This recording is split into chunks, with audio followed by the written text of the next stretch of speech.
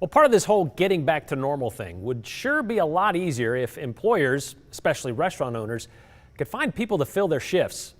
Well, now hiring signs are as prevalent as today's special signs out there. Remember, restaurants were one of the first and hardest hit last spring when COVID came crashing in. To help those service industry workers, the first coronavirus stimulus package, the CARES Act, included an extra $600 a week in unemployment benefits. Well, that went away, and when it did and businesses started opening back up a bit more, well, people went looking for work. And it hasn't been that hard to find either, since Idaho hit an all-time unemployment high in April 2020 at just over 11.5%.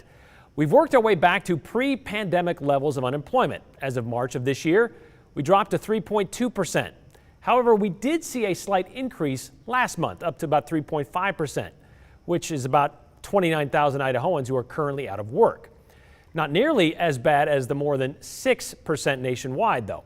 So why the uptick, and why are service jobs still pretty hard to fill? Likely it has to do with the hourly wage, because back in March, the Biden administration decided to continue that extra unemployment benefits program, but this time at $300 per week on top of the regular unemployment checks.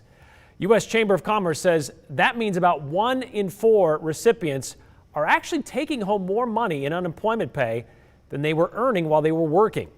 I mean, why go to work for less money, right? And new unemployment numbers from the Department of Labor released this morning show the number of jobs added in April much lower than March and much lower than anticipated. That extra $300 supposed to stretch through September, by the way, which is why, after seeing those numbers that we just told you about, the same U.S. Chamber of Commerce asked the Biden administration to put a stop to it now.